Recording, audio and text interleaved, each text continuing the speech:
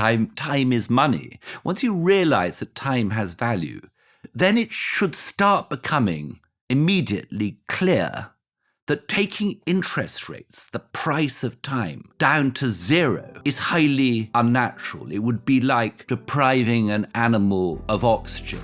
And taking them to negative becomes almost insane. Welcome to Bankless, where we explore the frontier of internet money and internet finance. This is how to get started, how to get better, and how to front run the opportunity. This is Ryan Sean Adams. I'm here with David Hoffman, and we're here to help you become more bankless. We're living in this era of central banker capitalism. We have low interest rates, everything bubbles. Is this new for humanity? What does history tell us might happen next? Today, we have financial historian Edward Chancellor, who's going to help us answer these questions. And along the way, we learn timeless lessons about interest, debt, and the time value of money. A few takeaways for you, Bankless Nation. Number one, we talk about what causes bubbles. Is it low interest rates or the madness of crowds?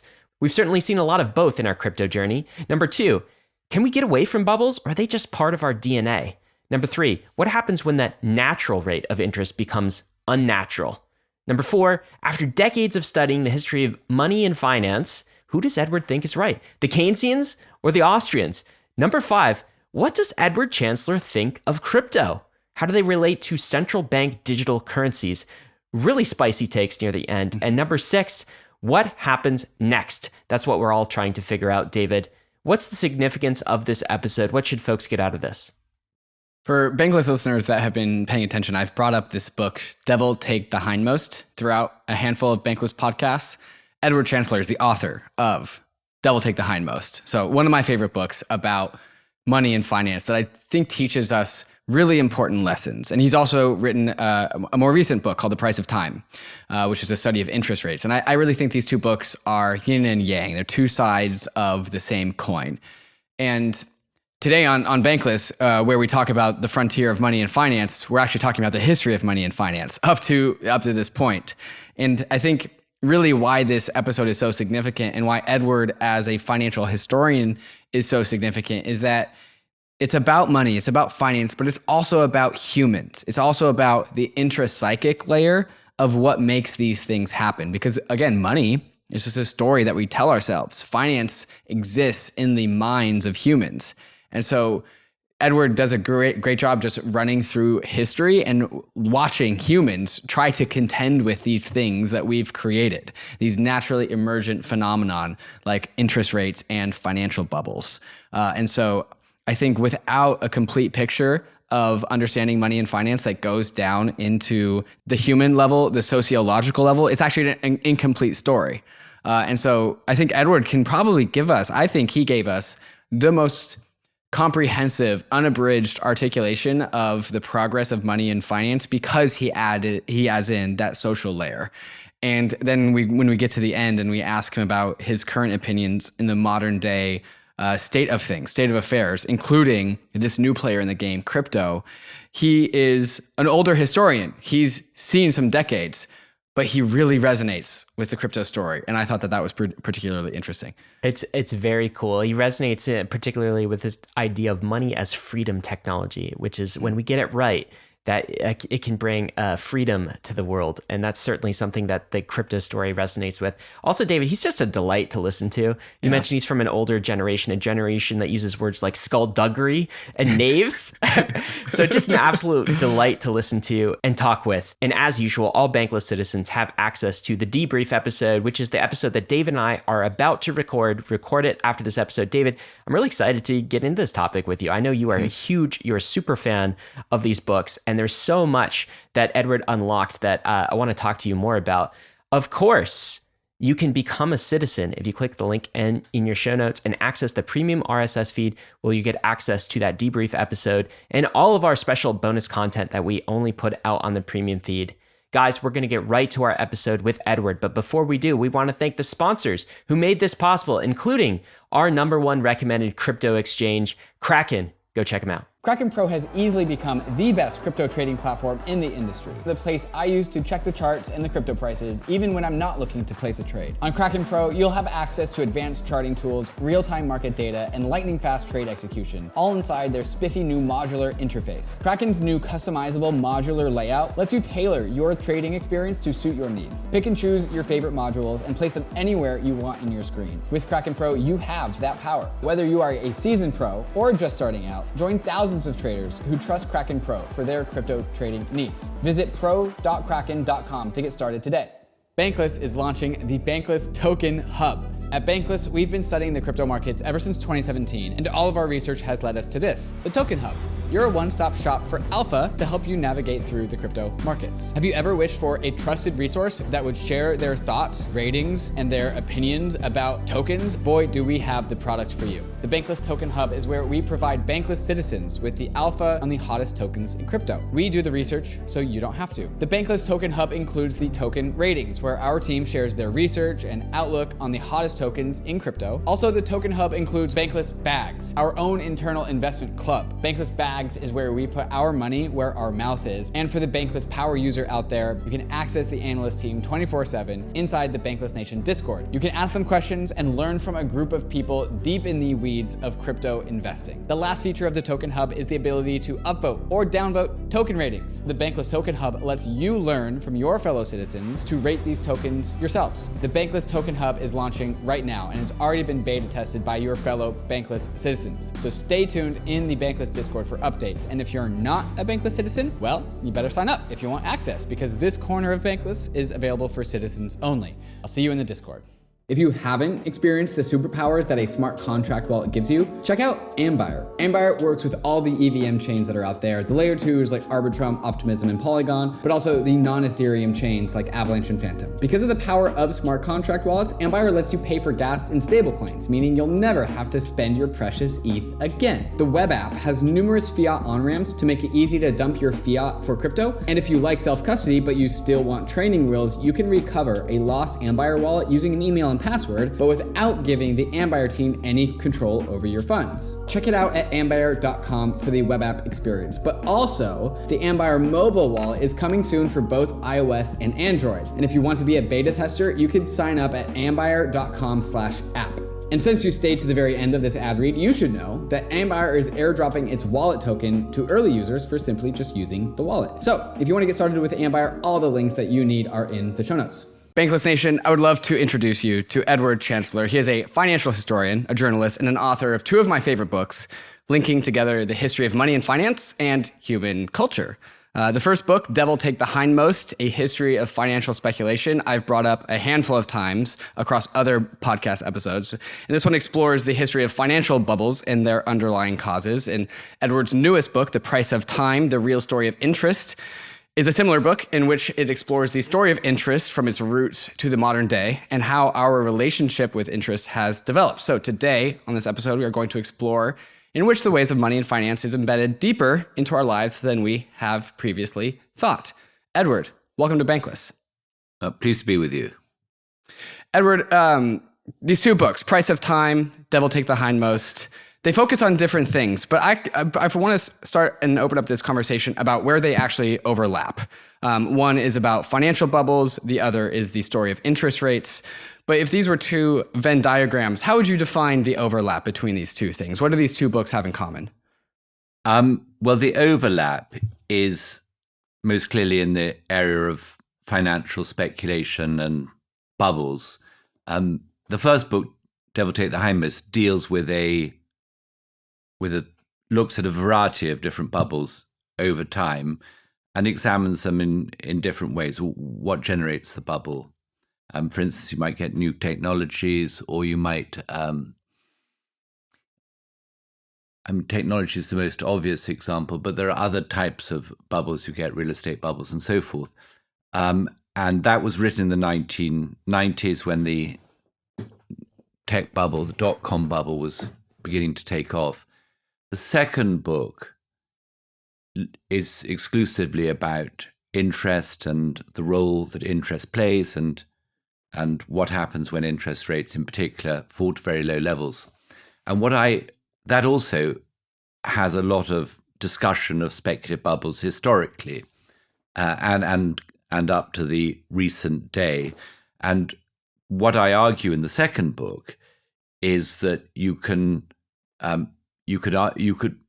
focus on speculative bubbles from an academic perspective in the last 20 odd years has been on behavioral finance, with people going crazy, what you call the madness of crowds. What I'm trying to draw attention to in the new book is how very low interest rates are a main cause of speculative bubbles. So I don't have any discussion really of speculative of behavioral finance or of irrational exuberance in the new book. I simply go back and look at some of the same cases I do in the first book, such as the tulip mania in Holland of the 1630s. And what I hadn't realized when I wrote the first book is that actually in Holland in the 1630s, there was a period of falling interest rates and of a massive increase in the Dutch money supply created by the central bank. The Dutch had a central bank who's at the time called the Weasel Bank, which was founded at the beginning of the 17th century. And the Weasel Bank actually issued paper notes backed by gold currency. So in principle, it couldn't create credit, but its notes were so popular that foreigners brought their money to Holland, and so you saw an increase in the paper supply of money and falling interest rates, and that coincided with this great speculative bubble, the first great speculative bubble in tulips. And then I look at a series of other bubbles in the second book, most notably, as you know, and in most detail, the bubble created by John Law, the Scottish adventurer who founded the Mississippi Company in France in the 1710s, and who also established the first French central bank that issued a pure paperback currency and lowered interest rates. We can talk about that a bit later. And then really the discussion of speculative bubbles and interest rates in the second book goes right up to what we've been living through in recent years, the so-called everything bubble, which, as Charlie Munger, the Warren Buffett's partner, said back in 2020, was the most extraordinary episode in the history of finance. And I've read quite a lot of the history of finance over the years, and I'm inclined to agree with Munger. Well, we're definitely going to zero into that part of the conversation towards the end of this podcast. But first, I want to articulate to you why these books are so meaningful to me and get your reflections on it. But to me, both of these books are about like natural financial phenomena. Interest rates is like a naturally occurring phenomenon. And same thing with these financial bubbles. I think anyone who reads Devil Takes the Hindmost will immediately realize that humans will create financial bubbles when you leave them up to their own devices. And so to me, your journey in writing these books has always been to explore, like, once upon a time, humans created money and finance, and the progression of money and finance has been like us trying to figure out what to do about that, and slowly iterating towards the future by making many mistakes along the way, but then inevitably like making progress in the world of money and finance. That's my interpretation of these books. How would you reflect on that? Yeah, I think that's a reasonable way of categorizing it. Are speculative bubbles inevitable? And the answer is probably yes. And I think in particular, say when you get a new technology whose outcome is uncertain, and there's a need to try out different sort of business models that need to draw in a lot of capital to explore the new technology. And the new technology probably doesn't have the cash flow that you can, a cash flow that you can latch upon to ascertain what its fundamental value will be. So I think what I say in the first book is that the speculative bubbles bring on the new technologies such as railroads in the 19th century, or motor cars or radio in the 1920s, and internet technology in the 1990s, early 2000s. But it doesn't tend to be a very good deal for the investors or speculators in the new technology, and it tends to, once the bubble has collapsed, tends to really result in a transfer of wealth from the speculators to the consumers, who get the new services of the technology at, if you will, a discounted price. And that book was published, Devil Take the Hindmost, published in 1999. And so the dot-com bubble, TMT bubble, as we call it, technology, media, and telecommunications bubble, hadn't quite come to an end. It had about sort of 8-9 months left to run. But there we have quite a nice case that demonstrates the argument of the book. Because if you remember, there was massive investment in fiber optic cables that were necessary to carry the new data, for the internet data.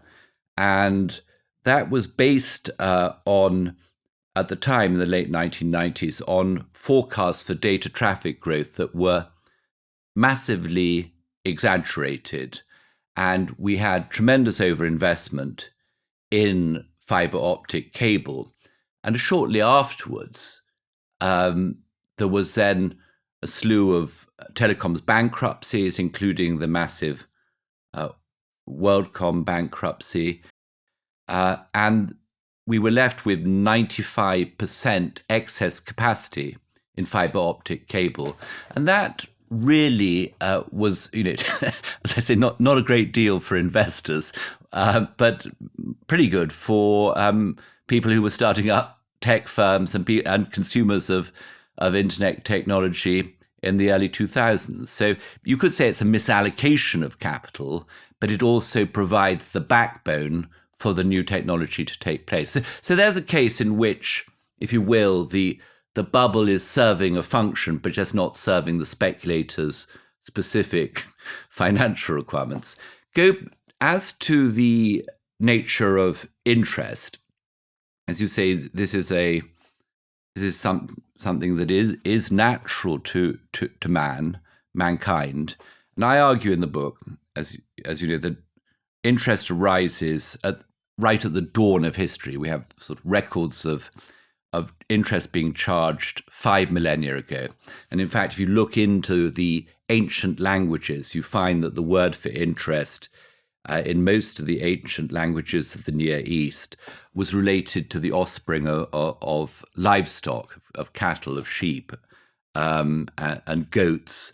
And what that suggests is that the early farmers in the sort of prehistoric periods were lending out their livestock and their grains and demanding an interest payment. So the fact that interest is just so much older than even money is telling you how fundamental it is to human activity. But we also, a great body of the study of interest has been around what economists call time preference. And time preference is the notion that human beings are naturally impatient. We are mortal, and we prefer to have things today rather than at some stage in the future. So the reason I called the book The Price of Time is because really what interest is the difference in value between $1 today and $1 in a year's time. And you can see that, in finance, we talk about that as discounting. And the sort of discounting of future pleasures is an inherently psychological phenomenon. It seems to be, again, a natural phenomenon. So going into the details of The Price is Time, at the beginning, it tells a story at like the very beginning of interest, as in like humans discovering interest. Humans were skeptical we called it usury, right? And the idea of it was closer to exploitation than it was a loan. So I'm wondering if you can kind of illustrate why humans had this like distrusting relationship with interest in the early days, and as our relationship with interest progressed, how we got over that obstacle. Well, we haven't really completely got over it, as I point out. Well, that's funny because that's where my next question was. As I point out in the book, you get criticisms of lending at interest, for instance, in the Bible. The Greek philosophers such as Aristotle said that interest was illicit. He said that money was to be used in exchange, but not to gain through lending. And that criticism then informed the sort of the early church period, and then the medieval church through to, let's say, the early modern period, birth of capitalism. Why is there such dislike of interest? I think it's partly legitimate. If you are in a traditional rural society and economy that has no economic growth, then the lending at interest, at high rates of interest, quickly takes people into a position of over-indebtedness. And in the ancient world, that could lead to people being taken into debt bondage and ultimately slavery. And in fact, there's some argument that lenders deliberately lent in order to enslave people through their high interest loans. And then there's the problem of compound interest, that of debts accruing at a high compound rate over a number of years. And that's really what gets people into deep trouble. Compound interest over a long period is a phenomenon that's impossible to overcome. There is, I think, in the 18th century, a British statistician calculated that if a gold sovereign had been lent at the time of our Lord and compounded at 2% a year or thereabouts, by the mid-18th century, the gold would have grown to 2.5 globes the size of the Earth. So you can see that you can't really compound. You can't really compound loans at even a relatively small rate over a long period of time without the debt becoming insufferable. So in the ancient world, they had these things called debt jubilees, which is the forgiveness of debt. The Israelites, I think, had debt jubilees every 50 years. The Greeks had occasional jubilees. The famous Athenian lawgiver Solon actually came to power at a time when lenders had taken a lot of land through mortgages, and he forgave the debts. And in Babylon, new rulers would forgive debts when they came to power. So the Jubilee or the forgiveness of debts that have been compounding was a feature of the ancient world. But you still need interest. I mean, you may have it too high, but Aristotle had got it wrong. When he said that interest, money is not to increase through loan, he doesn't consider what I just mentioned before, the time dimension of the loan. It's quite clear that if I was to give you $1 and ask for it immediately back, it would be exploitative and unjust to demand more than I'd given. But if I give you a sum of money and you give it back to me after a period of time, and you use that loan to buy a house or engage in a business or whatever that is profitable to you, it's perfectly reasonable that I should demand some share of the profit. And in fact, without interest, there are so many things you can't do. You can't fund businesses. For instance, in the ancient Near East,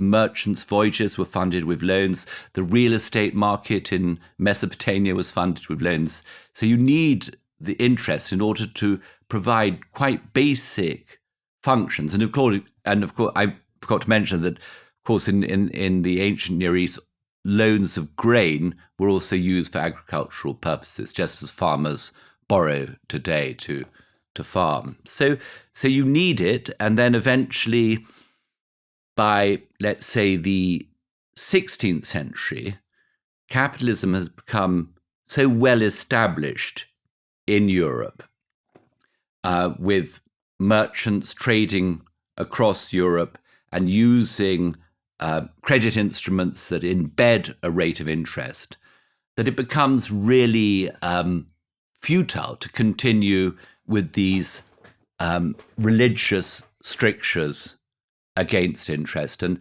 at the time of the Reformation in the early 16th century, there is a shift in the religious attitude towards usury. Martin Luther actually was rather old-fashioned in this respect and continued to denounce lending at interest. But John Calvin in Geneva, not surprisingly, home for bankers, was actually favourable towards charging interest. And so from the 16th century, the argument is not so much whether interest is legitimate or not. It's just that then continues an argument. I suppose my book continues it up to the current days, is what should the rate of interest be? Not should there be any interest charge, but what should the rate of interest be? That is the question, and I think that's a very modern question as well. It's one we grapple with, and we want to come back to this idea in a minute, Edward, of the kind of the everything bubble, because this might be, I think you are hinting at, this might be an interest rate problem. But just back on that kind of line of thought, it seems like what you're telling us is interest is deep, it's fundamental, it's necessary for society. It's even an earlier form of social technology than money, which is something we've talked about a lot on Bankless. So society recognizes throughout the ages it needs interest. And yet we also recognize that after a certain amount of time, its utility erodes or needs to be kept in check because of this network effect of compounding interest, maybe some other effects. So power and wealth accrues to a degree such that a society can no longer tolerate it. And so we have things that we've embedded in our social protocols, like debt jubilees, just wipe the slate clean. We also have religious protocols that just say, no, that interest thing, we've tried that before. It's bad. It's morally wrong. So let's try to limit it that way. So there have been ways that societies have tried to contain it into a box. And there's this recognition that interest can go wrong, and it can go wrong after some period of time in many different ways. I want to ask you the question, Edward. Do you feel like we are living in a time where interest has gone in the wrong direction? I mean, it seems like societies and civilizations across history have had to hit the reset button or have had to do something to kind of rein in interest after one particular time. And maybe I'm using the wrong word. Maybe what I really mean is debt rather than interest, but these two terms are kind of interrelated. So tell us about like the modern times we live in this everything bubble. I mean, you indicated that it was maybe caused, this everything bubble is maybe caused more by low interest rates rather than the madness of crowds that is very popular to ascribe these things to, the meme stocks and that sort of thing. Anyway, link these together for us and tell us, is the everything bubble a symptom of interest gone awry? Yes, but let's get back to the earlier point you were making about interest and debt and jubilees and debt jubilees. One definition of interest is pretty obvious, the price of leverage, the amount a person pays on a loan by definition. And as interest comes down, you get more leverage in the system. So the problem isn't the compounding of interest at a time of falling interest. The problem is the compounding of debt. And we have been living through a period in which debt has continued inexorably to rise. And some people refer to this as the debt supercycle. And the debt supercycle has been interrupted on occasion by various financial crises and busts, of which the latest and most severe was the global financial crisis of 2007, 2008. And after each crisis, we have taken interest rates down lower. And after each crisis, debt has continued to rise higher. And that is problematic for society. There has been a shift in in who is responsible for the debt and the sort of creditor base since the GFC. The GFC was largely created by the collapse of private sector credit and revealed excess indebtedness of the private sector, particularly starting with US households, but also Wall Street banks and so forth. In the subsequent period, there have been some reduction in private sector debt relative to income, but a massive increase, as you know, in the government debt. So the overall debt has increased, but the portion of public debt has massively increased. What is the end point in the modern world, a world of fiat currencies, is not a debt jubilee. Debt jubilee is a bit too complicated, a bit too bold for our modern world. Too many vested interests are directly attacked if debt were forgiven. And I suppose it would lead to widespread and rather uncontrolled bankruptcies. So in the modern world, we have an alternative to debt jubilees, which is inflation. And the inflation reduces the real value of the debt over time, and that becomes the adjustment process. Inflation as the modern example of debt jubilee. That is so interesting. The slow jubilee. So a debt jubilee in civilizations past has been you completely wipe the ledger. No one owes anyone anything anymore. All debts go to zero. Can you link this, because the term inflation is misunderstood? How is this similar to debt jubilee, Edward? Well, it's inflation just quietly erodes the value of debt. It's, they say it's a thief in the night.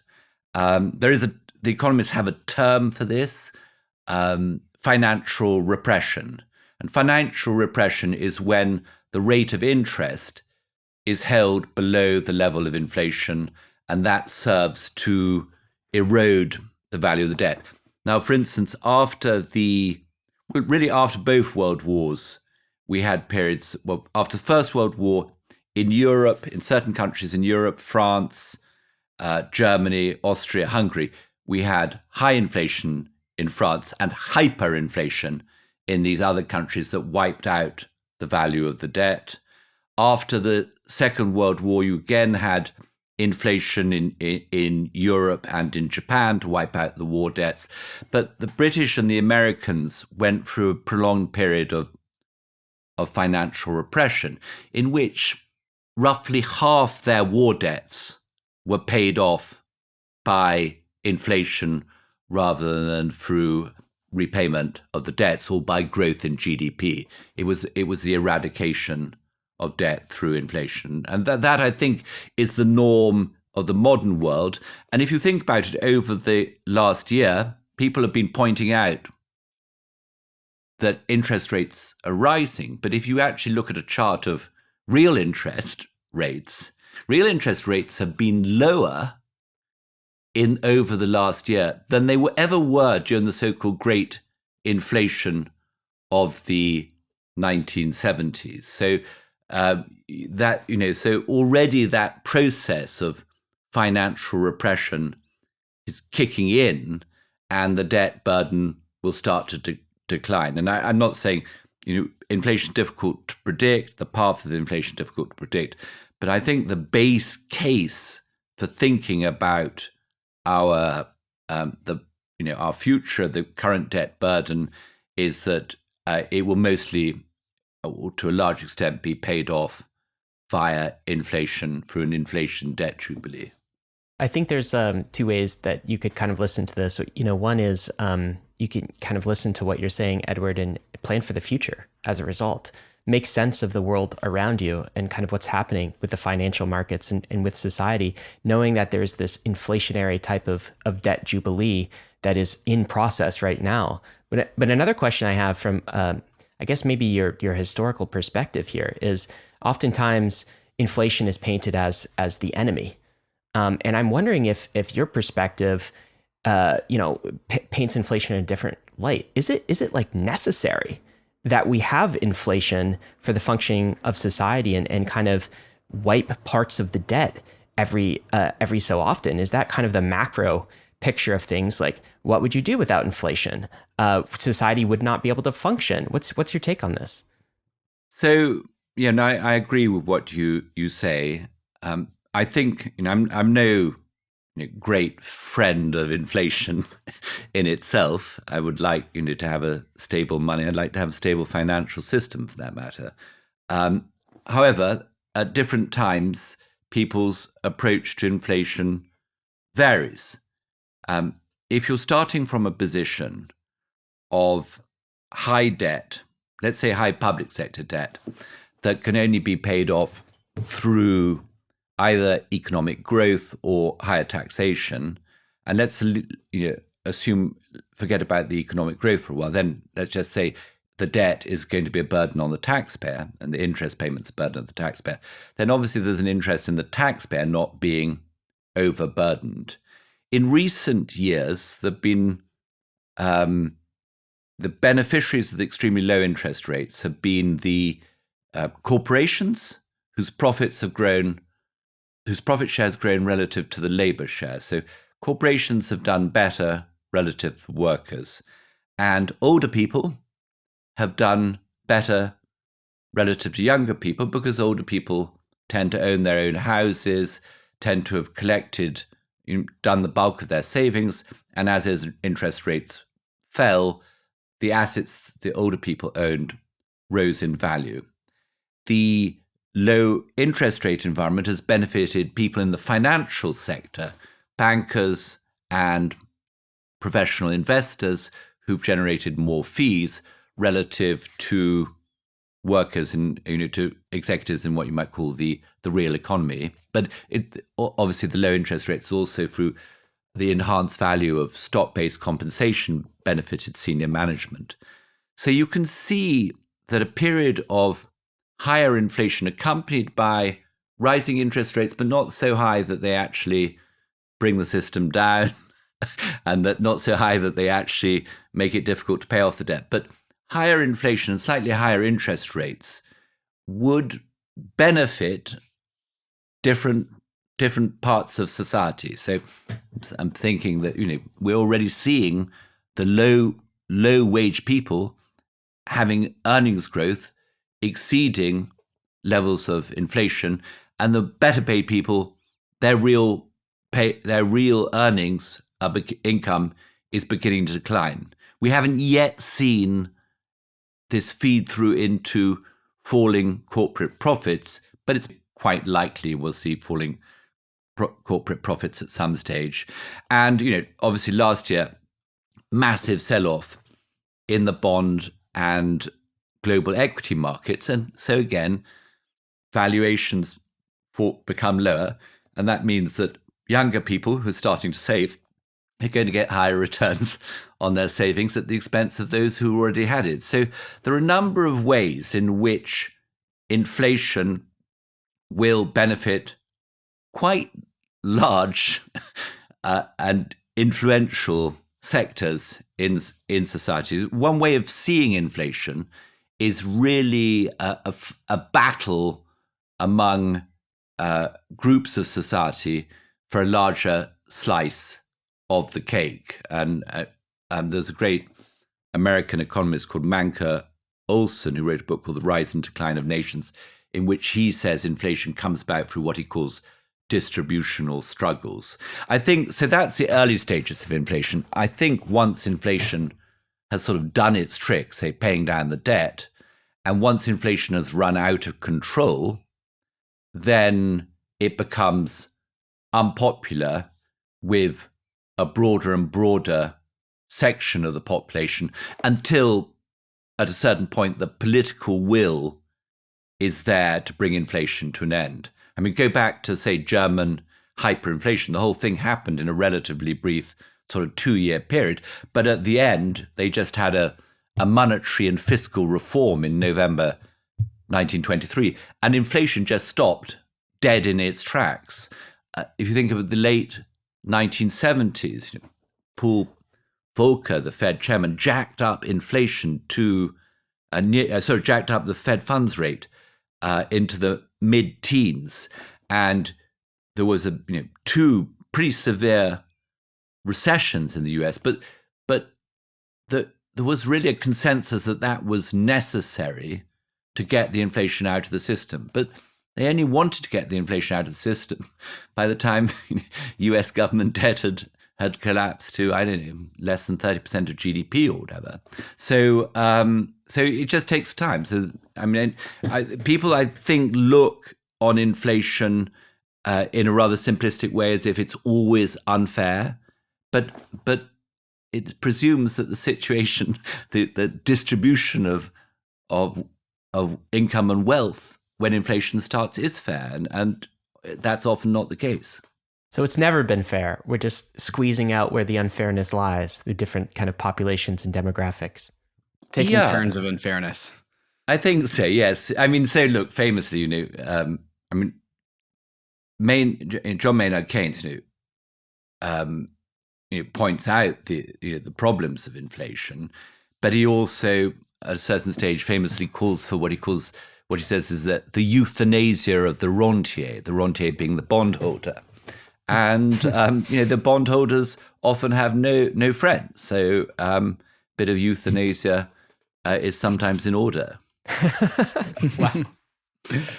There's, Edward, a theme in the Price of Time book that is about the tug of war between what we call the natural rate of interest and then the implied unnatural rate of interest.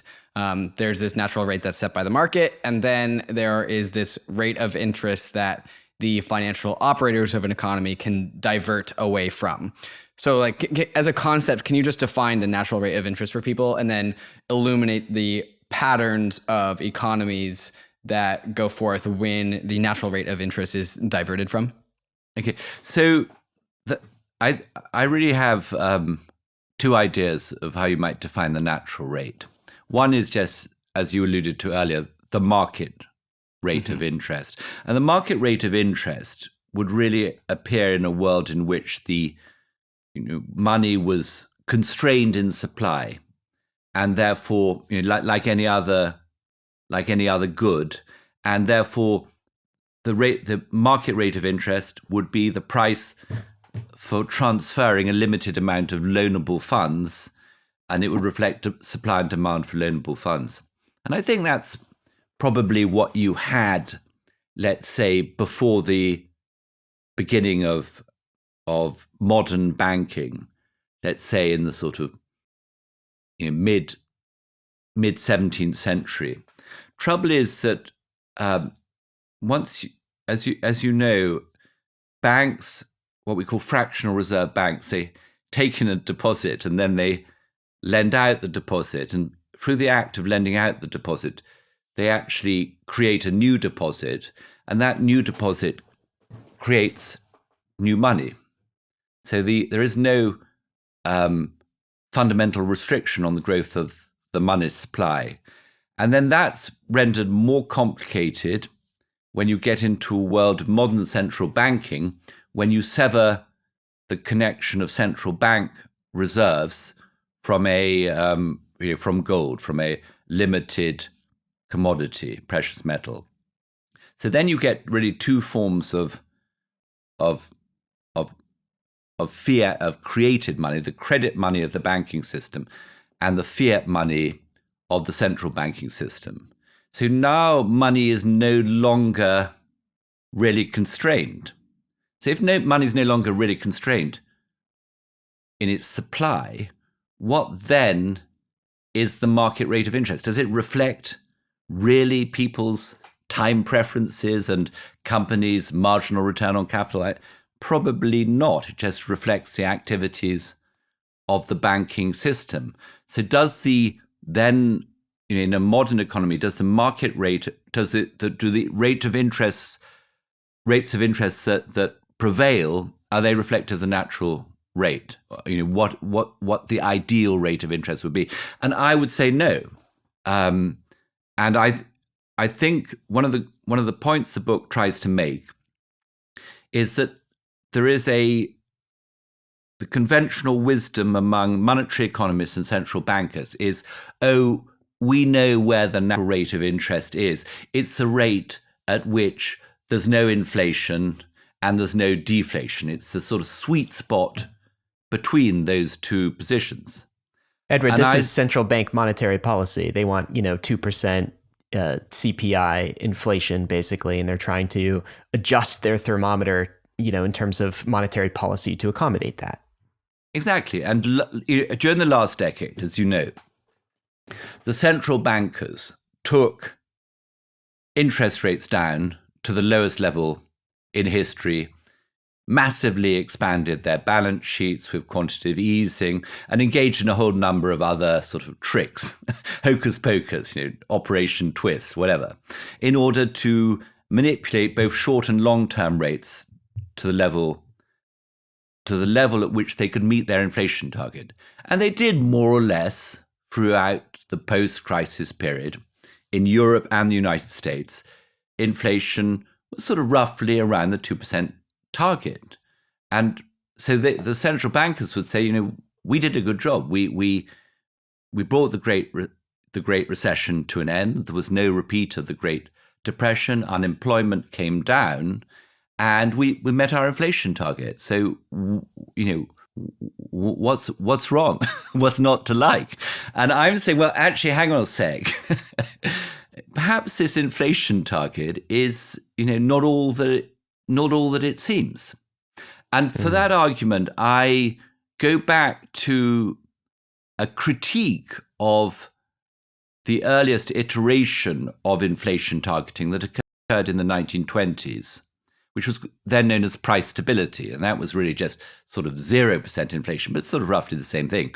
And the young Austrian economist, Friedrich Hayek, who was at the time, in the early 20s, was actually starting his PhD thesis on central bank policy, the Fed central bank policy at NYU. Hayek made this, what should really seem like a pretty obvious point, is that in an economy with productivity growth, with new technologies that actually deliver productivity growth, that improve efficiencies of production, then the natural tendency of the price level would be to decline.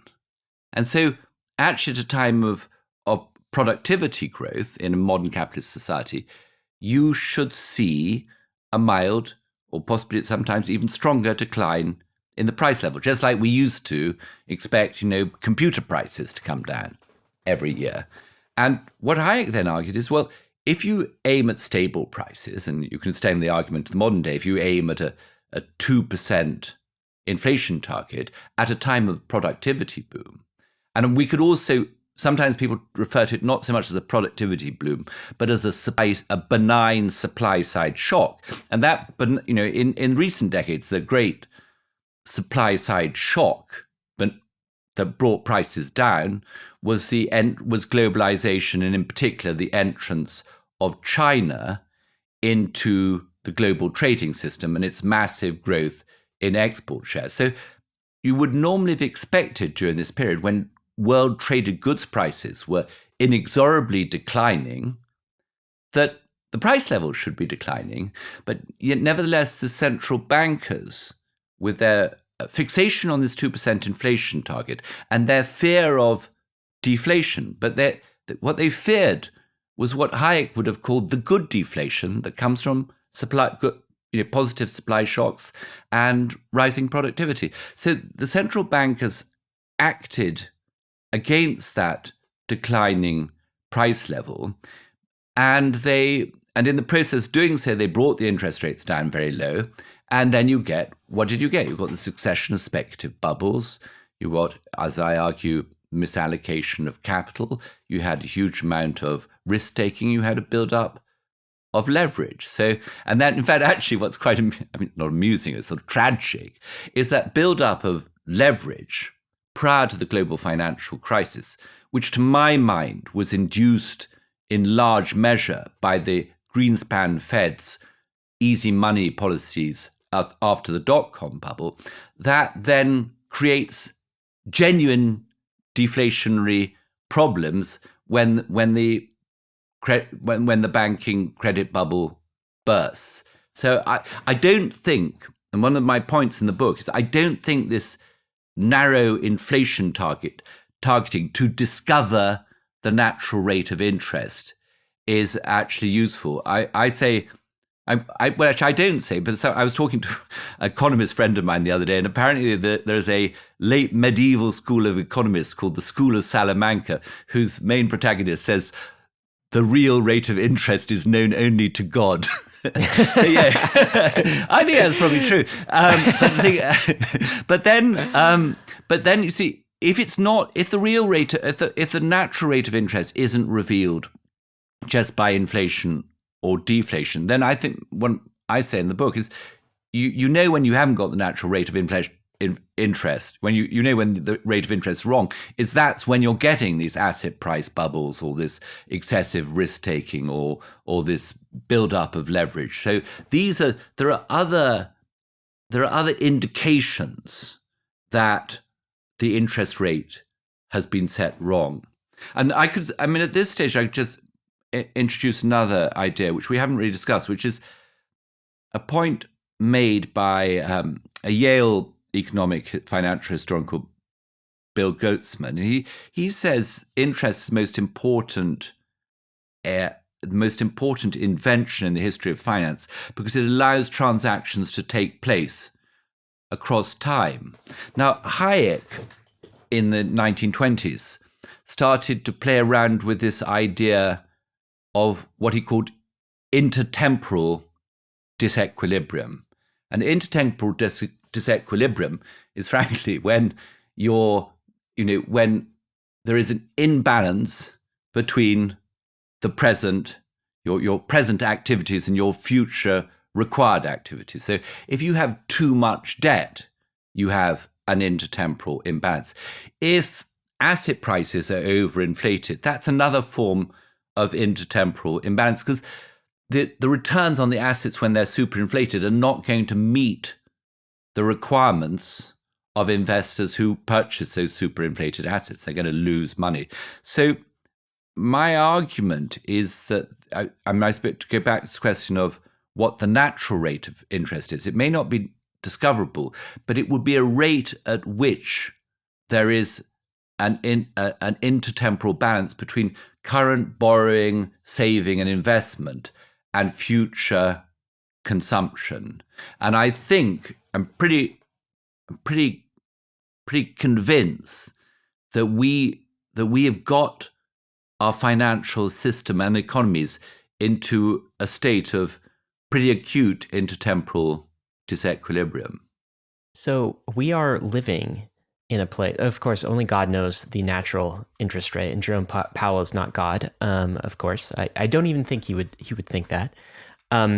But we are living in a time of an unnatural rate of interest set by central bankers with a fixation on this 2% interest. And it's causing this intemporal balance, this kind of distortion of the present and a disequilibrium with the future. And you're saying some of the symptoms of this are, maybe I'm linking this to the earlier part of the conversation, the everything bubble. And what's interesting about the kind of the everything bubble that we're in right now is you look at phenomenons that have happened over the last couple of years. Like you look at cryptocurrency, of course, has shot up in price and different kind of, NFTs, and there's value there, of course, but there's a lot of mimetic value. it seems to be caused by sort of low interest rates. You look at meme stocks, that is another symptom of this. You look at the asset prices everywhere that have completely swollen. And I think there's a tendency of media, or just kind of a gut reaction, to blame the madness of crowds as causing the bubble.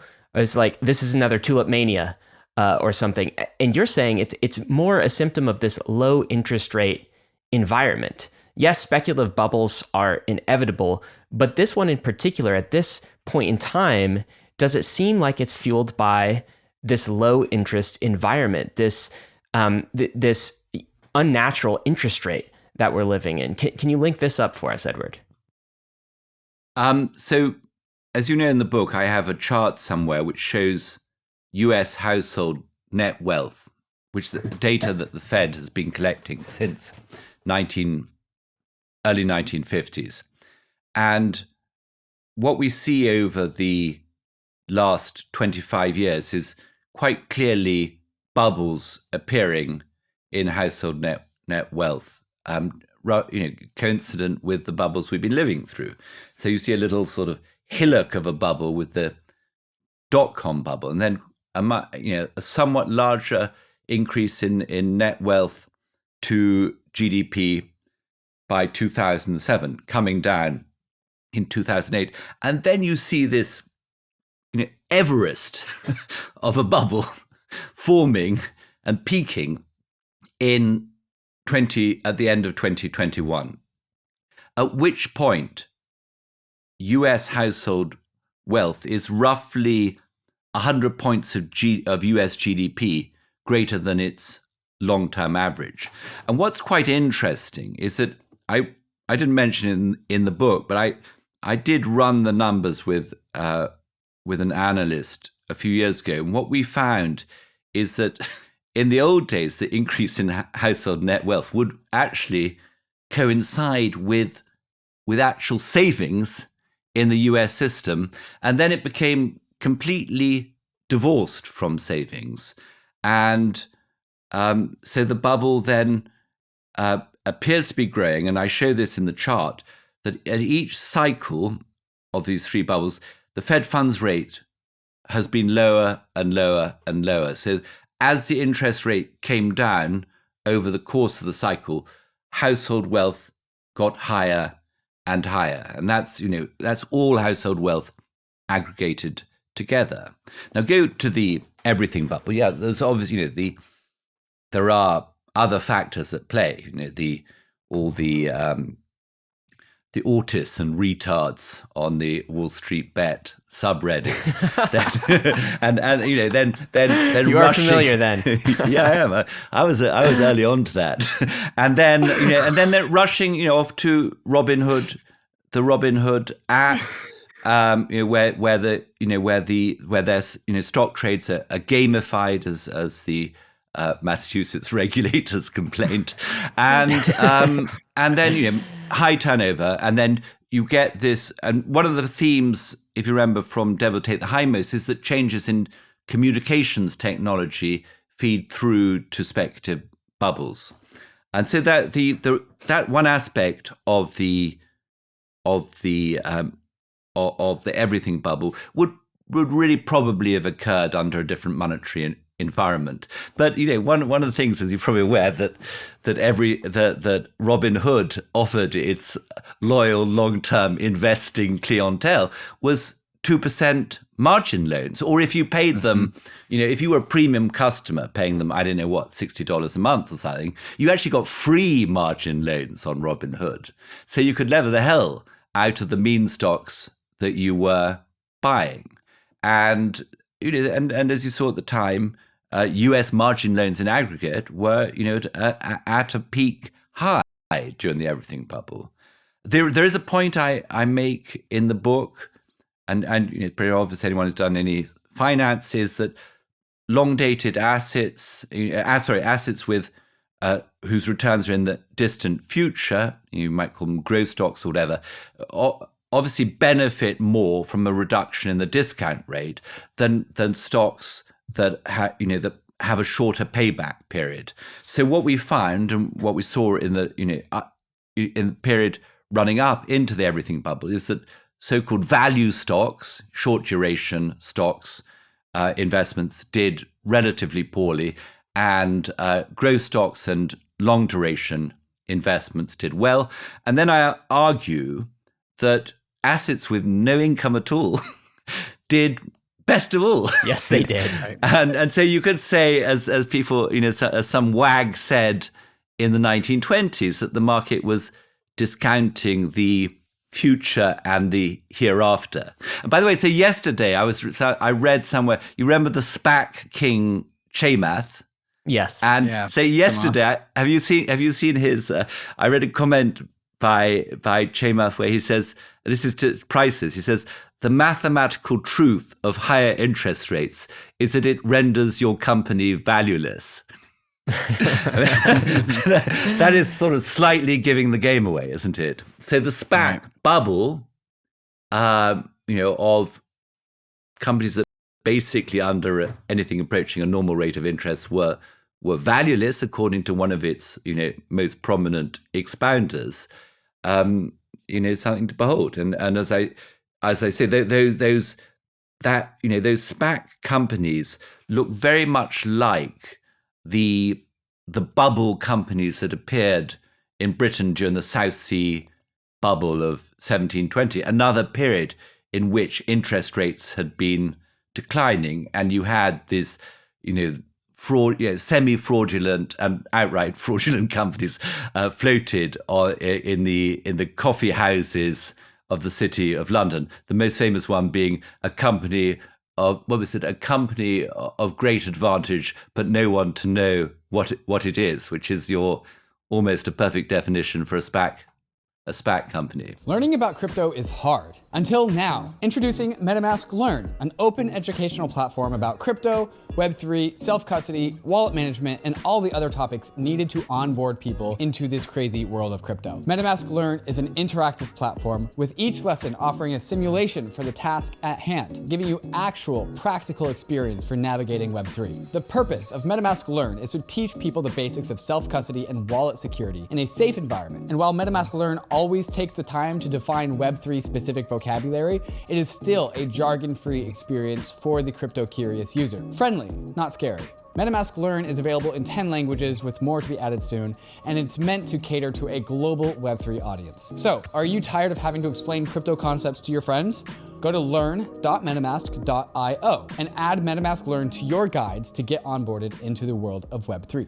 Arbitrum One is pioneering the world of secure Ethereum scalability and is continuing to accelerate the Web3 landscape. Hundreds of projects have already deployed on Arbitrum One, producing flourishing DeFi and NFT ecosystems. With the recent addition of Arbitrum Nova, gaming and social dApps like Reddit are also now calling Arbitrum home. Both Arbitrum One and Nova leverage the security and decentralization of Ethereum and provide a builder experience that's intuitive, familiar, and fully EVM compatible. On Arbitrum, both builders and users will experience faster transaction speeds with significantly lower gas fees. With Arbitrum's recent migration to Arbitrum Nitro, it's also now 10 times faster than before. Visit arbitrum.io, where you can join the community, dive into the developer docs, bridge your assets, and start building your first dApp. With Arbitrum, experience Web3 development the way it was meant to be: secure, fast, cheap, and friction-free. You know Uniswap, it's the world's largest decentralized exchange with over $1.4 trillion in trading volume. You know this because we talk about it endlessly on Bankless. It's Uniswap, but Uniswap is becoming so much more. Uniswap Labs just released the Uniswap mobile wallet for iOS, the newest, easiest way to trade tokens on the go. With the Uniswap wallet, you can easily create or import a new wallet, buy crypto on any available exchange with your debit card with extremely low fiat on-ramp fees, and you can seamlessly swap on Mainnet, Polygon, Arbitrum, and Optimism. On the Uniswap mobile wallet, you can store and display your beautiful NFTs, and you can also explore Web3 with the in-app search features, market leaderboards, and price charts, or use Wallet Connect to connect to any Web3 application. So you can now go directly to DeFi with the Uniswap mobile wallet. Safe, simple custody from the most trusted team in DeFi. Download the Uniswap wallet today on iOS. There's a link in the show notes. There's a lot to talk about with the relationship of time and financial bubbles and also interest rates, right? And one of the, I think the special things about the Price of Time book is that if you really summarize like what is interest, it's summarized in the title of the book. You've done a fantastic job summarizing the entirety of the Price of Time book into the title. Yeah, do you want to say something on that? Yeah, I mean, obviously, when one's writing a book, one has a file open saying, "What the hell am I going to call this book?" So I did play around with the title for a while, and there are so many different definitions of what interest is. But the important thing is, as I say, to mention the time dimension, and then to bear in mind that all our economic and financial activities take place over time, necessarily. Mm-hmm. And then, if you think about it, once you understand that time has value, as Ben Franklin said, time is money. Once you realize that time has value, then it should start becoming immediately clear that taking interest rates, the price of time, down to zero is highly unnatural. It would be like depriving an animal of oxygen, and taking them to negative becomes almost insane. And what it does is a negative price of time actually starts moving the clock backwards. And what we saw at the peak of the everything bubble is that we had entered into a financial wonderland in which the craziest things were happening. I mean, so one example of that is that as interest rates were falling ever and ever negative, the bonds were delivering tremendously good returns because you get capital gains on the outstanding bonds as the rates fell negative. And so people were actually thinking at a time when, say, $18 trillion worth of bonds were trading at negative yields, that you bought bonds with negative yields for capital gains, whereas you hold stocks for income. I mean, I don't know. There are so many different areas in which, when one looks back on 2020 to 21, that what was happening there was quite surreal. Mm-hmm. And I think, yes, I think that this zero negative rate of interest, the lavishness with which the central banks borrowed, and I think roughly sort of globally issued $8 trillion worth of reserves during that period to buy securities. That I'm pretty sure is the main mover of these crazy markets.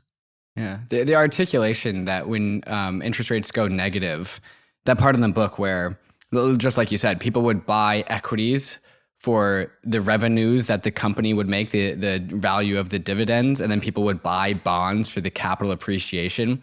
It's like, well, like you said, the negative interest rates are making the clock go backwards, and they're also making the role of bonds fill the role of equities, and the role of equities fill the role of bonds. Like everything is just upside down.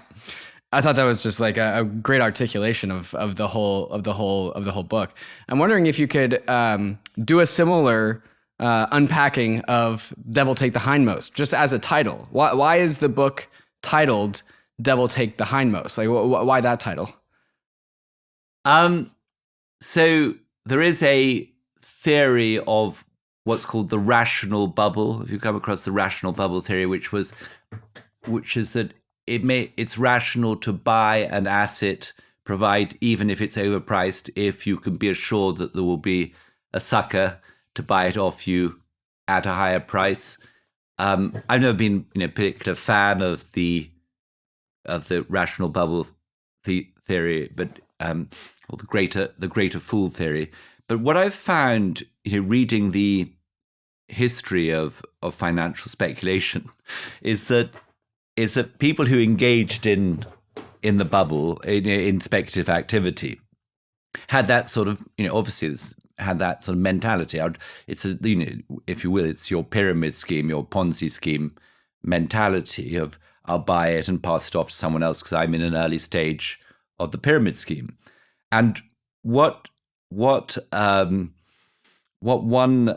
speculator in the South Sea bubble of 1720, the English South Sea bubble of 1720 says, is, when the rest of the world is mad, we must imitate them in some measure and let the devil take the hindmost. And the devil take the hindmost is actually, there's a legend, Spanish legend, that the devil would arrive, I think, in the Spanish city of Salamanca, and there would be a race of the young priests of the seminary, and the idea is that the devil would take the young priest, the seminarian who was slowest.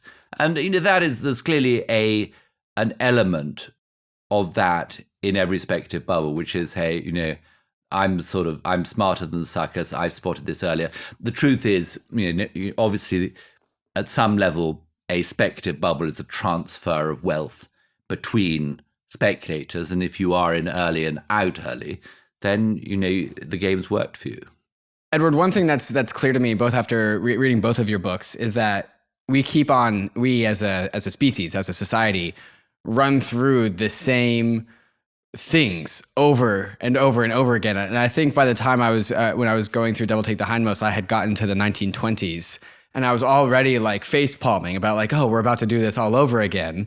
And that was the 1920s, right? We still had a number of financial bubbles ever since. And so it's interesting to take the position of a historian and an author and a researcher when looking at these things. And I'm wondering if you could just audit the human species, a human society, as like our ability to navigate these interest rates and speculative bubbles in financial markets. How much have we been able to learn from our ancestors and lessons of old? Because it seems to me not much. Are we getting any better at this? Yeah, are we getting any better? I think I'm afraid to say, I think we're getting actually a great deal worse. Oh no. First of all, it's a platitude to say that human psychology doesn't change. And Jim Grant, financial journalist, historian, says, I think he says somewhere that in science or engineering, progress is linear, whereas in finance it is cyclical. We learn from our mistakes as a society and as individually. So that's fair enough. But why might things be getting worse, which is problematic? First of all, I think that the technology brings larger amounts of players into these games, if you want to call them that. And so, as you see, as we mentioned earlier, Robinhood and in China, stock brokerage is found, with tens of millions of speculators playing the game.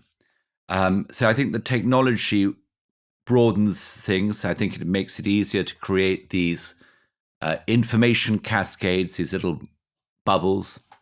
Twitter would seem to be a perfect place for forming bubbles. There might be speculative bubbles. My view is that, to a great extent, the fears of the pandemic was a sort of fear bubble, also generated by social media. So I think that's one reason why problems might be getting worse. And then we've got the attitude of the authorities. In principle, if you're going to learn from your mistakes, you should suffer some pain and loss. But if the authorities' response to each one of society's financial failures is to underwrite the losses and to encourage the reemergence of exactly the same type of behavior that got you into trouble in the first place, whether speculating or over-leveraging or whatever, then you're not really going to learn from your mistakes. In fact, you may even have a situation in which the sort of evolution of the sort of player speculating population will actually suffer from adverse selection. And for instance, in the early part of the last decade, I was working for this firm called GMO in Boston, a sort of a value-driven investment firm. I was in the asset allocation team. We like to think of ourselves as not buying assets that were overvalued relative to their historic norms. And it was a very difficult environment, as you can imagine, in which to operate. You saw after 2009, with interest rates taken to zero and large amounts of QE, the markets came back very, very quickly, financial markets. US market actually went to a high valuation relative to its historic norm, and then continued compounding at 10% a year for a decade. And by the end of 2021, by the end of the everything bubble, the US stock market, as you probably know, was at the highest valuation on any number of different valuation measures. But let's just stick with the cyclically adjusted price earnings ratio, sometimes called the Shiller PE, after Robert Shiller, who collects the data at Yale. And what you see is that was the second highest valuation of the US stock market in 2021, except for the just last gasp of the dot-com bubble.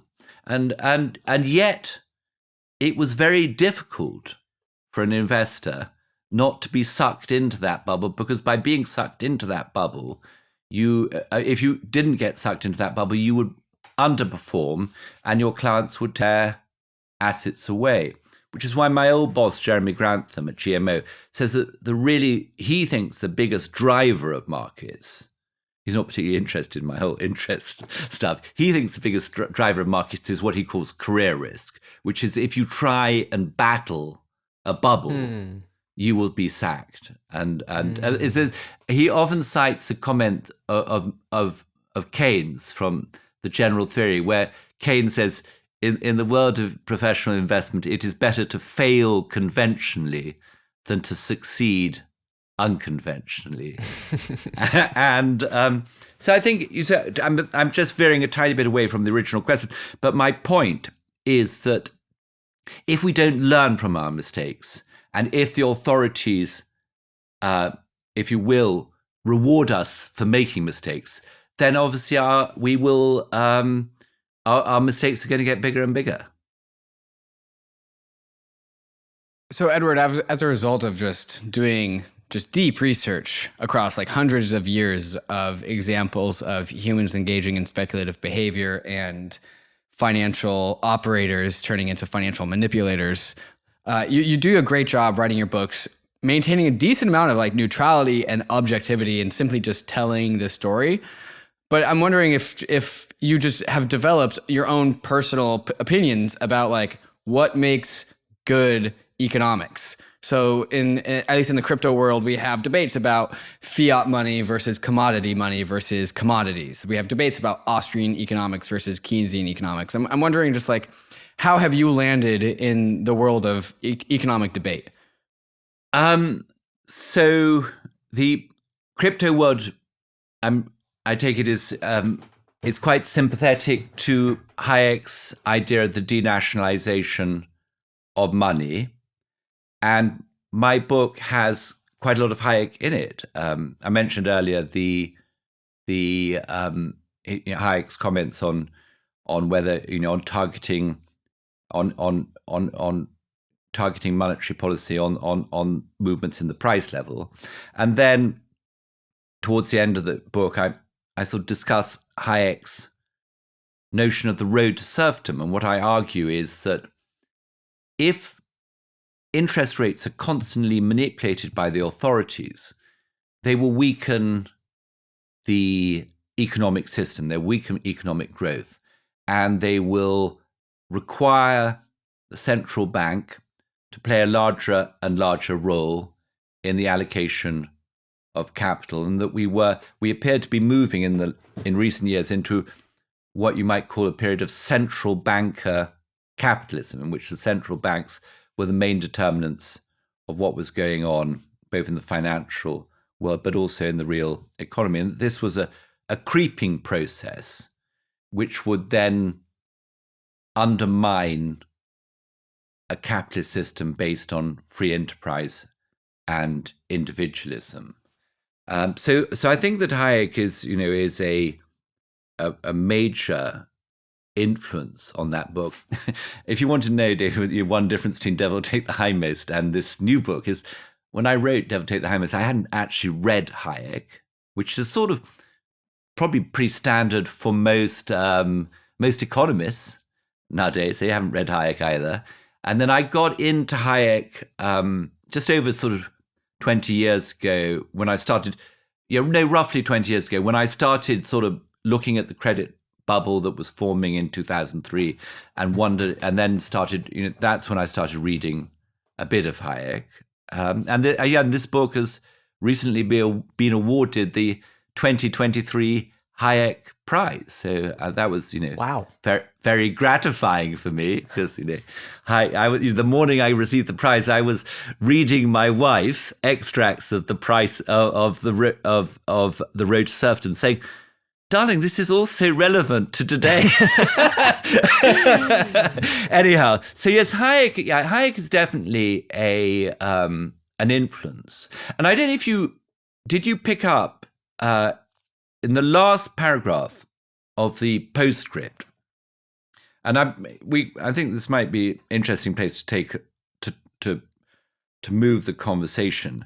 I discussed the idea of whether a cryptocurrency or a central bank digital currency might replace the fiat currencies of the current world, of the fiat currencies and the bank created, if you will, fountain pen money. And by having a currency that was truly limited in supply, we would then get back to discovering what was the natural rate of interest or market rate of interest. And if we were ever able to make that transition, we would then, once we had a market rate of interest that was closer to people's time preferences, for want of better word, then we would have less build-up of debt, less speculative bubbles, and sounder financial markets, and probably stronger economic growth. So that I didn't elaborate at that point in great detail, but that was my sort of parting shot. Elaborate a little bit more. So that's very interesting. Yes, you are right. The crypto community is very, very big fans of Hayek. It quotes him often. So how do you see crypto at this place in time? It sounds like maybe what you're alluding to is we have this bank-created fountain pen money.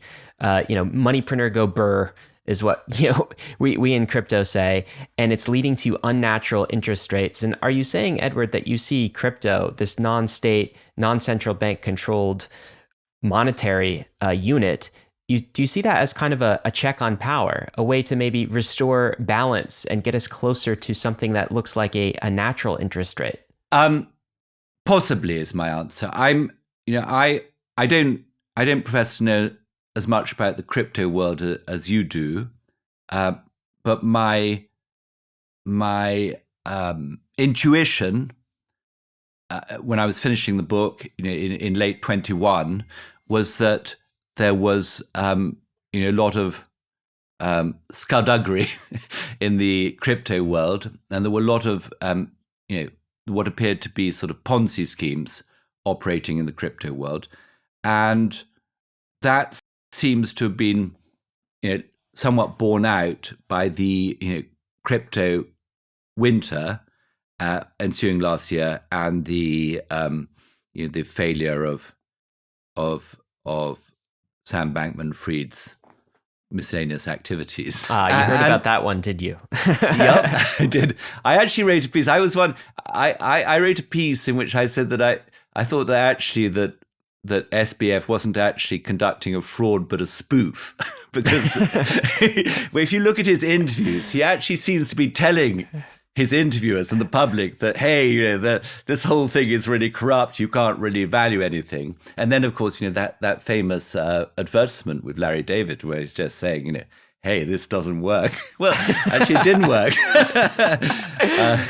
So anyhow, so my thought was that probably as things stood at the early stages, and perhaps it's not early stage any longer, but of crypto, is that it didn't really have the wherewithal to become an alternative currency or money. And I think in particular, as there are some, one definition of money is as a social network. So fair enough. You can have, all number of different things have been money historically. I think I've got an excellent book by someone called, I think it's called Paul Einzig. Have you seen it? Called Primitive Monies. Have you seen that? Which is a great book, which you must read if you're interested in money, because he just lists all the various primitive monies, and including, I think, rat traps were a form of currency in one. Rat traps.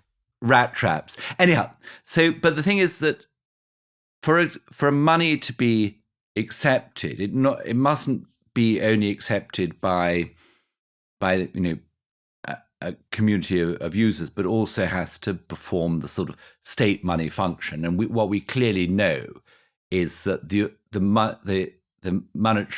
governments are not going to give up their monopoly on legal tender without a bitter fight. I wrote a piece last week for the column I write for Reuters Breaking Views, which was based on a conversation I have with a friend of mine called Thomas Mayer, who's a German economist, used to be chief economist of Deutsche Bank. But Thomas is a very keen Austrian economist. And although the Austrian Hayek is associated with private money, Thomas has this idea that a central bank digital currency, if it was issued to increase at a certain rate, the sort of protocol to increase at a certain rate in line with your average nominal GDP growth or whatever over a certain period of time, that if that CBDC were to replace bank deposits, so that banks were no longer in the business of creating money and that banks would no longer be subject to bank runs, then you could have a sort of, I think, what I call a digital Chicago plan or digital narrow banking. Now, Thomas says, when I was talking to him, he said a couple of things about Thomas's digital Chicago banking. First of all, he said it wouldn't necessitate getting rid of paper currency. So that fear, and I think quite legitimate fear, that if you issued a CBDC, the central bank would be tracking every one of your actions. And I mentioned that in the book, the CBDC as a digital panopticon, that could be somewhat abated. And Thomas also says that in his world, you could have your CBDC and your narrow banking, but there would also be room for competing cryptocurrencies to operate. So Thomas is really suggesting a way in which you could harmonize the, Hayekian's denationalization of money idea with, if you will, the sort of state theory of money idea of what's called George Knapp. And it's an idea. What I think is quite interesting about it, as you know, the central bank's now sitting on masses of bonds as a result of their QE, and they don't know what to do with them. And those bonds are on a mark-to-market basis, starting to produce losses. But the banks are also sitting on massive reserves with the central banks. Now, if you want to introduce, say, a central bank digital currency along Thomas's line, and this is very much along the lines of the Chicago Plan mooted in the 1930s by the likes of Irving Fisher and Chicago economists like Frank Knight. What you need to do is the banks need to surrender their bonds to the central bank to be issued with reserves that then become your narrow banking. So we're sort of, believe it or not, and it is quite weird, we're sort of halfway there or even 3/4 of the way there without anyone planning. And then another really interesting thing, which I hadn't really understood about the original Chicago Plan, and I've actually got on my desk, I've got Irving Fisher's book, 100%. It's actually worth reading you the full. I don't know if you've come across this book. This is Irving Fisher's 100% Money, which is his Chicago Plan. He says 100% money designed to keep checking banks 100% liquid to prevent inflation and deflation, largely to cure or prevent depressions, and, wait for it, to wipe out much of the national debt. And the reason you wipe out much of the national debt is that when you issue, and tell me if you're familiar with all of this, but when you move over to the Chicago Plan, the central bank soaks up all the government bonds and issues its new state-backed money. But the state-backed money doesn't actually pay interest. And so because it doesn't pay interest, there is a one-off enormous seigniorage gain for the currency issuer. And that, according to Thomas Meyer, that would amount in Europe to roughly, within the Eurozone, to roughly half of the outstanding European government debts. It would wipe out $6 trillion of government debt. And I'm going to get the numbers slightly wrong, but I think that sort of holdings of the ECB are roughly 3 trillion. As I say, you're halfway there towards making the conversion. So I don't know what your views on 100% money are, or on bringing an end to fractional reserve banking. But what it occurs to me is that anyone who's thought about the problems of finance for long enough eventually comes to the conclusion, we cannot have fractional reserve banking, running amok and destabilizing the financial system time and time again. And what's interesting to me when I start reading about the Chicago Plan is you find economists of very different persuasions. Keynesian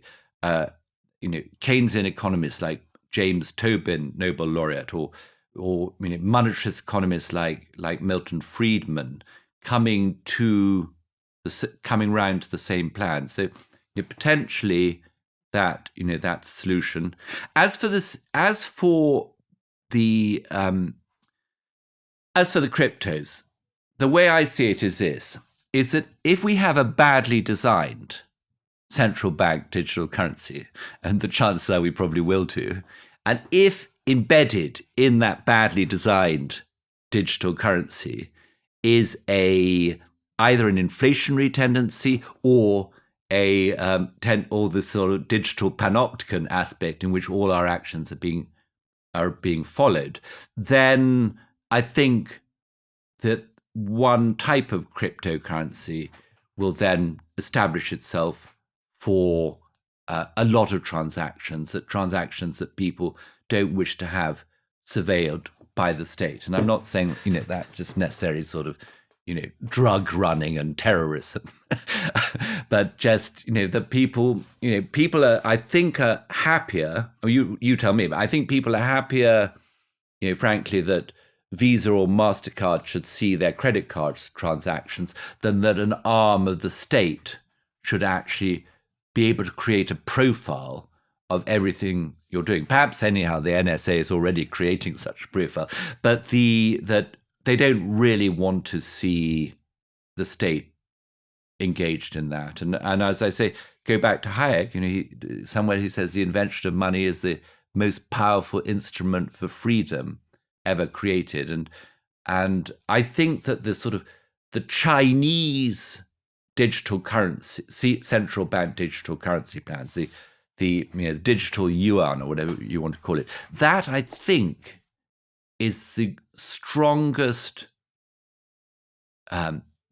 totalitarian instrument that has ever been conceived. And when you bring it together with, Xi Jinping's, what's it called? The credit system for rewarding good behavior and punishing bad behavior, social credit. If you merge it with social credit, then you actually have a much stronger, you're familiar with all of this, but you have a much stronger control of your population than was really an offer. No communist or fascist society in the past would ever have been able to control people. With such a strong rod.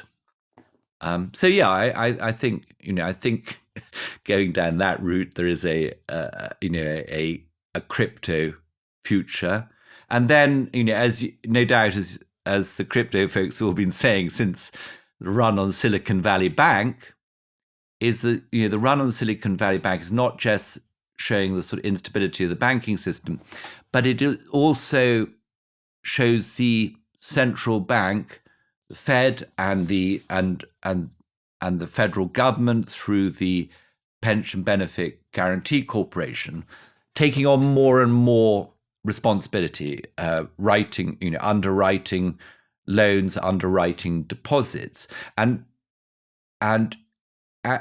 when that is taken too far, you move closer to a collapse in the monetary system. And it's at that time that then, frankly, alternative stores of value become attractive. It's what you had during the German hyperinflation. There was something they called Flucht. It's quite a good phrase. Flucht in die Sachwerten, which means flight into things of real value. Now, I think then you just have to conceive what real value is. And, perhaps because I'm a bit older than you guys, I have a bit of sort of the gold bug about me. And it's coming back, Edward. Yeah. So I have, my friend Felix Martin, who's a fellow sort of financial historian, right? He refers to gold as man's oldest bubble. And so I'm quite attracted to man's oldest bubble. That's one way. And as I say, a well-designed crypto would be an alternative.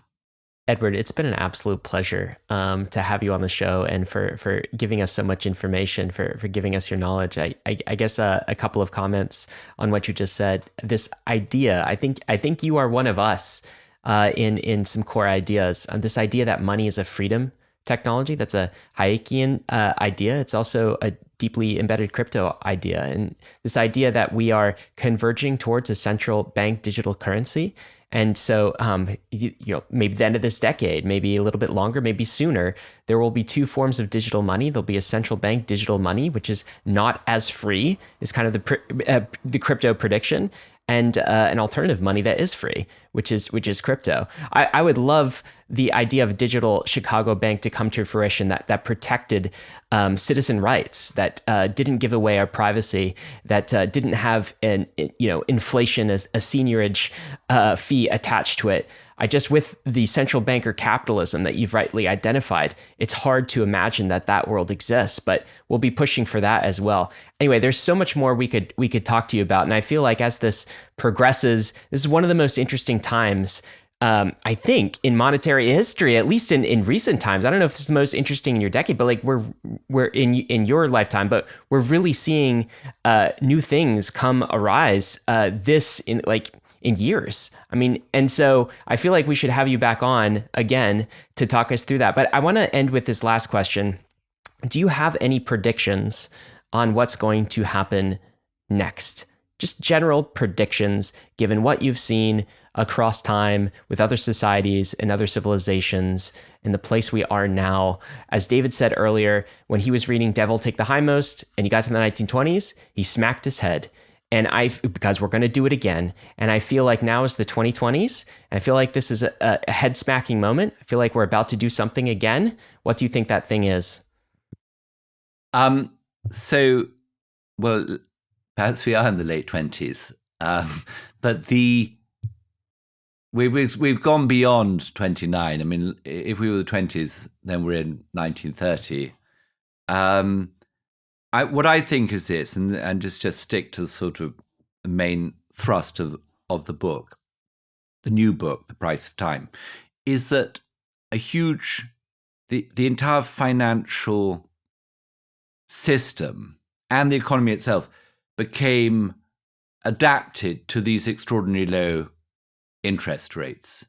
And that as that begins to change, with inflation coming into the system and interest rates rising, then the house of cards begins to collapse. And so far, we've seen, big crash in the UK gilts market and the near bankruptcy of the UK pension funds.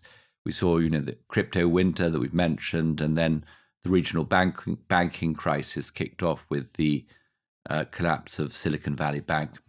Now, my strong thought is that this has further to go. That we're not at the end of the process. It's not, in baseball terms, we're not in the ninth innings. I don't think we're in the eighth innings. And so I think that there are, going to be very long, prolonged, and difficult period of transitioning out of this ultra low interest rate environment. And go back just finally to that point I made about US household wealth. I looked at the data from recently published by the Fed, and it really has hardly come down a lot. It hasn't really come down very much from its highest level in 2021. So I think there is going to be a large evaporation, shall we call it, not destruction. There's going to be a large evaporation of wealth. I think that a lot of that evaporation of wealth will come from nominal assets, paper wealth in the claims, fixed income securities, and the like over the following years as we get this financial repression. So that, I think, it's going to be a challenge for investors to retain their wealth. But, it's not impossible that people who position themselves prudently shouldn't, more or less retain their purchasing power. Edward, what a great way to close. Thank you so much for joining us on Bankless today. My pleasure. Bankless listener, I'm reminded of that quote as we close. Those who forget their history are condemned to repeat it. I almost feel like even those who remember their history are also condemned to repeat it. It feels like we're going through the cycle one more time. And of course, we'll be with you in this cycle, this new monetary experiment that's being run both in crypto and in the world of fiat. Some action items for you today. The first is go pick up the book, The Price of Time. There's a link in the show notes. Absolutely fantastic book. Also, Devil Take the Hindmost was one of our formative books in kind of learning about speculative bubbles. These things apply directly to crypto. All right. So very important historical lessons here. Yield and bubbles. Yes, yield and bubbles. That's what this whole thing is. We also have some links to Primitive Money, the Digital Chicago Plan, which was the column in the Irving Fisher book, 100% Money. Some of these I have not taken a look at, so I plan to go do my homework after this episode. Got to end with this. Of course, none of this has been financial advice. Fiat, economies, interest, finance markets, it's all risky. So is crypto. You could lose what you put in, but we are headed west. This is the frontier. It's not for everyone, but we're glad you're with us on the Bankless journey. Thanks a lot.